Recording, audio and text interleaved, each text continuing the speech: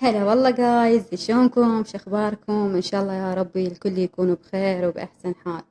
جيتكم بهذا الفيديو ان شاء الله تستمتعون برفقتي وتقضون وقت ممتع. اول من نبلش الفيديو ما ننسى الصلاة على النبي وآله، اللهم صل على محمد وآل محمد. وحابة اذكركم يا بنات انه تسلمون على امامكم صاحب العصر والزمان عجل الله تعالى فرجه الشريف. كل ما اريد اذكركم الله يلعن الشيطان انسى.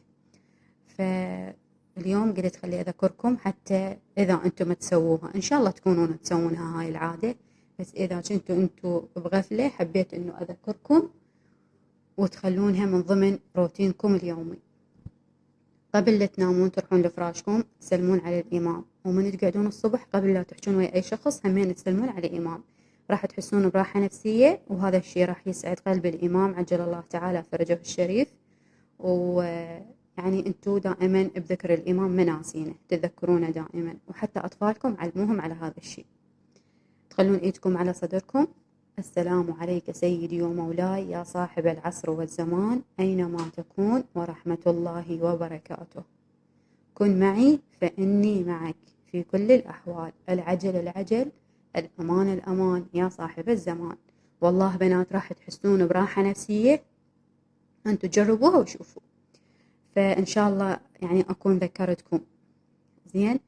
فكل ما أريد أقولكم والله أنسى، ما أعرف إيش بيه، الله يلعن الشيطان. المهم يا بنات، فقلت هسه تذكرت وأنا جاي أضيف مونتاج للفيديو قلت لازم أقولكم. هنا أنا عندي مسواق، قلت خليه أعزله وياكم. والله حتى إذا الجو حار واحد ما يشتهي ياكل بنات، فحرفيا الثلاجة فرغت. فوصيت زوجي على الشغلات اللي كنا محتاجينهن فراح جابهن وإجا. وصيته همين على شوية فواكه للبنات وهيجي مخضر شوية جاب همينه. قلت لكم الجو حار واحد ما يشتهي ياكل. راح أطبخ وياكم تمن أحمر ودجاج. هنا أنا من تسوق زوجي تسوق وصارت عنده سفرة سريعة وطلع، فبقينا بس أنا والبنات. قلت خلي أشوف شنو راح أسوي أنا وياهن. ما أعرف جاء على بالي أسوي تمن أحمر ودجاج. فحضرت البصل بالجدر وحضرت الطماطة ثرى متناعم والدجاج غسلته وخليت البهارات وثرمت. شنو ثرمت؟ أقصد دقيت فلفل حار، فلفل أسود أقصد. وبدت السحقات بسم الله الرحمن الرحيم. زين. فهنا أنا كملت الطبخة اللي صارت تخبل طعم ولا غلطة. والجو حار فقلت خلي أسوي عصير ونتغدى أنا والبنوتات. هذا غدانا طبعا صار متأخر يعني العصر كلش.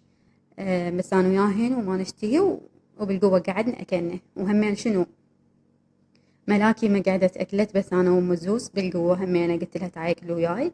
الحمد لله والشكر تغدينا. وهنا وأنا جاية أصور طفت الكهرباء، بس يلا عادي متعودين.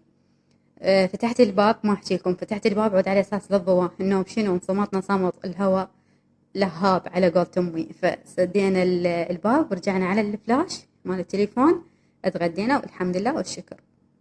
وسهمنا وسهمكم العافية. أكيد أنا من بعد الغداء أعزل المطبخ وأغسل المواعين، والعصر كلش يعني أعجل وأشوف شنو أسوي عشاء. خليكم بالفيديو. واليوم عندنا قصة لبنية تقول أني متزوجة وعندي 3 أطفال وزوجي عسكري. ما صار لنا هواي من طلعت من بيت عيالي، وزوجي كل ما يلتحق الدوامة يقول لي روحي ظلي عند بيت أهلي على ما أنا أنزل من الدوام. فتقول أنا من أروح البيت أهلي ما أخذ راحتي، وجهالي ينضربون. تقول هم يعني وكحين فينضربون ويصيحون عليهم عيالي، وعمتي كبيرة بالعمر وما تقبل أشوفها من نروح لهم، وعمي همينة كبير بالعمر.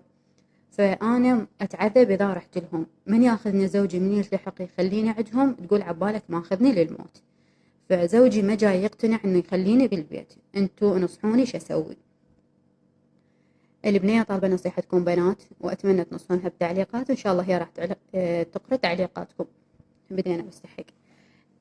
شوف قلبي، أنتي اقنعي زوجك قولي له أنا ما أقدر أعوف بيتي، غراضي بيتي يظل تايه منا وراي، ثلاجتي ماطوري. اقنعي زوجك بكل طريقة. أنت تقولين أنا ما جاي أخذ راحتي، وحتى عمتك تقولين جاي أشوفها ما ترضى يعني من نروح لهم. فأنتي ابقي ببيتك، والله ما أتحرك ولا أروح، أبقى ببيتي معززة مكرمة مرتاحة حتى إذا ما عندي مسواق أبقى ببيتي، أهم شي راحتي، أهم شي راحة جهالي. ليش ترحين وتاخذين جهالك وانت مشنططة وانت مشلوع قلبك وجهالك ينضربون؟ ليش؟ ابقي بالبيت على ما ينزل زوجك. انتو هذا عمر راح تظلون، يعني انت طالعة من عندهم بيت لوحدك، فانت تظلون يوميا كل ما يلتحق زوجك رايحة لهم ماخذة جهالك ورايحة. انت اقنعي زوجك وقولي له انا ما اقدر ارتاح الا ببيتي. قولي له ارد افرع، ارد اكل بكيفي، ارد انام بكيفي، ارد اقعد بكيفي. خصوصا المرأة من تطلع بيت بوحدها راح تتعود على روتين جديد، فمن ترجع البيت عيالها تحس نفسها مقيدة، فترجع البيت يلا تاخذ راحتها. فانتي اقنعيه بكل طريقة، قولي له انا ما اقدر اعوف بيتي. قولي له اذا كلش انت ما يعني تردين تسوين مشاكل وما توصلين لزوجك كل شيء، وما تردين انه يشيل على اهله، يعني قولي له يابا جهالك جاي ينضربون انا وكحين وينطقون، واهلك يعني كبار بالعمر يردون يرتاحون ما يردون هوسه. فانتي اقنعيه وظلي ببيتك، وان شاء الله البنات همين ما راح يقصرون وينصحونك. هنا بنات خلينا نرجع للفيديو. شفتوا صندة شلون الماي مالتها ماي طين حرفيا، يعني ماي ماكو، فمضخ الماطور وما يصب. فايش سويت اني؟ الطارمة تريد تغسل وسخة، هو صار لي مغاسلتها، فخليت الصندة تجمع الماي ودخلت للبيت. رجعت بعدين لقيتها مجمع الماي وغسلتها. بنات شو اسوي يعني؟ الصندة ما جاي الماي ضعيف كلش وطين، فخليتها بالطارمة وعفتها ورحت للبيت غسلت الطارمة. لقيت الماي مجمع وغسلت الطارمة. من بعد ما خبزت وشويت البيت فنجان للعشاء الحمد لله، غسلتها وارتاحت. والله بنات ارتاحت نفسيتي من غسلت الطارمة، كنت شايلت لها هم اريد بس الماي يجي حتى اغسلها.